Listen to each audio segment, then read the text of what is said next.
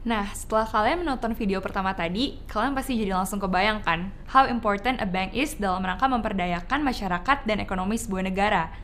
Para pemilik bisnis yang awalnya nggak bisa ekspansi dan berinovasi terhadap produknya karena keterbatasan biaya, bisa dipinjemin modal dulu nih sama bank. Terus akhirnya bisnisnya pun bisa berkembang, menciptakan lapangan pekerjaan baru bagi karyawan-karyawannya. Karyawannya pun yang habis digaji akhirnya bisa beli baju lebaran baru di toko baju lebaran, yang akhirnya tokonya itu juga jadi punya penghasilan dari baju dagangannya itu.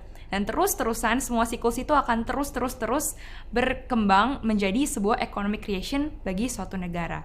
Jadi memang keberadaan bank itu memang sangat penting bagi negara gitu. Nah, at the same time, bank juga adalah bisnis yang paling beresiko loh. Kenapa? Ya karena bank kan mengelola dana dan menyalurkan dana dari pihak ketiga nih, bukan dananya dia sendiri gitu kan. Dananya tuh dari dana-dana orang yang menabung di bank gitu. Jadi banyak sekali risiko-risiko yang dihadapin sama bank. Contoh risiko yang dihadapi bank, misalnya risiko kredit, di mana debitur yang menerima pinjaman dari bank ini gagal bayar. Tentunya dengan adanya pandemi COVID-19 ini, risiko kredit bank menjadi semakin tinggi karena pelemahan ekonomi secara agregat, jadinya bisnis-bisnis pun jadi melemah kan. Kalau gitu, makanya kalau teman-teman tuh pernah dengar, pemerintah itu mengambil langkah untuk merestrukturisasi kredit supaya bank-bank ini bisa terselamatkan dari risiko kredit. Selain itu, contoh risiko yang penting lainnya adalah risiko pasar, yang disebabkan oleh pergerakan variabel pasar dari portofolio yang dimiliki oleh bank yang juga bisa merugikan bank. Nah, dua variabel yang paling impactful dalam risiko pasar ini adalah pertama, suku bunga acuan atau BI 7-day repo rate. Contohnya saat ini suku bunga acuan itu akhirnya berada di suku bunga yang terendah kan sejak 8 tahun terakhir. Itu ada di 3,75%.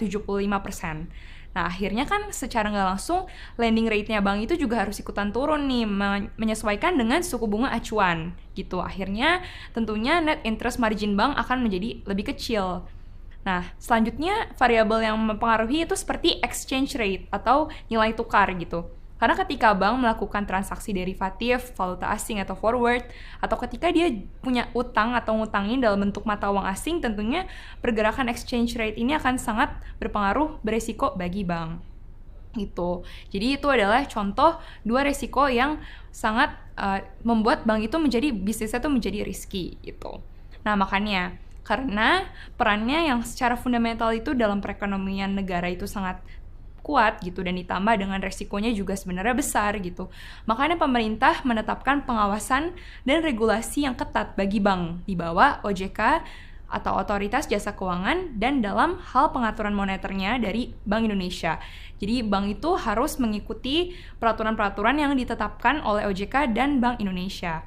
Nah, beberapa contoh aturan yang ditetapin nih sama pemerintah untuk memastikan bahwa bank itu sehat, itu contohnya ada penetapan legal lending limit atau batas maksimum pemberian kredit (BMPK), di mana bank itu ternyata dilarang loh untuk mengkonsentrasikan penyediaan dananya biar nggak gagal gitu, biar nggak gagal bayar. Jadi ternyata bukan kita doang nih yang harus diversifikasi portofolio, tapi bank juga diwajibkan untuk diversifikasi portofolionya. Sehingga nanti penyediaan dana yang diberikan dan penetapan batas penyediaan dana serta penyediaan dana besar terhadap pihak dan atau kelompok usaha tertentu itu harus didiversifikasi. Selanjutnya, untuk menjaga kecukupan modal dan kualitas asetnya, bank juga diwajibkan untuk menjaga capital adequacy ratio-nya atau modal intinya gitu, minimal 6% dari aset tertimbang menurut resiko atau ATMR-nya. Nah, untuk rasio ini akan kita bahas nanti di segmen selanjutnya.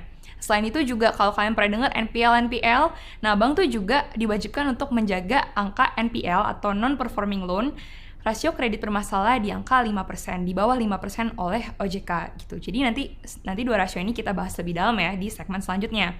Tapi yang terakhir juga, biar kalian lebih yakin nih kalau emang industri perbankan ini tuh hadir nggak hanya sekedar memberikan layanan atau mempermudah transaksi keuangan gitu. Tapi bank juga menjalankan kebijakan moneter dalam upaya menjaga kestabilan perekonomian di suatu negara. Oleh sebab itu, bank-bank umum dituntut untuk memiliki tingkat likuiditas yang baik agar tahan ketika menghadapi krisis ekonomi. Caranya adalah dengan mengikuti penetapan Giro Wajib Minimum atau GWM atau dana dan simpanan minimum yang harus dipelihara bank dalam bentuk saldo rekening giro yang ditempatkan di Bank Indonesia. Jadi sekarang karena Bank Indonesia itu sedang melakukan kebijakan ekonomi moneter ekspansif, makanya giro wajib minimum bank ini yang harus disimpan Bank Indonesia itu dibuat lebih rendah, teman-teman. Soalnya biar uang yang ada di bank ini menjadi lebih liquid, supaya perputarannya juga jadi lebih cepat untuk ekonomi kita biar bisa cepat pulih. Itu jadi memang bank-bank umum ini juga ikut membantu Bank Indonesia dalam menstabilisasi perekonomian Indonesia dalam kebijakan moneternya. Kesimpulannya, memang bank itu sangat berperan bagi ekonomi sebuah negara, membuat jasa bank ini akan selalu dibutuhkan, bahkan hingga ratusan tahun ke depan atau mungkin ribuan tahun ke depan gitu. Mungkin nantinya akan ada banyak kompetitor-kompetitor nih, misalnya sekarang lagi rising P2P lending gitu kan, atau mungkin e-money gitu. Sorry, bukan e-money, tapi fintech lainnya gitu. Tapi at the end of the day, jasa bank itu tidak akan pernah kita nggak butuhkan, teman-teman. Karena bank itu bukan sekedar jasanya terhadap konsumen, tapi juga terhadap stabilisasi ekonomi negara. Karena itu membuat industri perbankan ini menjadi industri yang tepat ketika teman-teman mau berinvestasi dalam jangka panjang.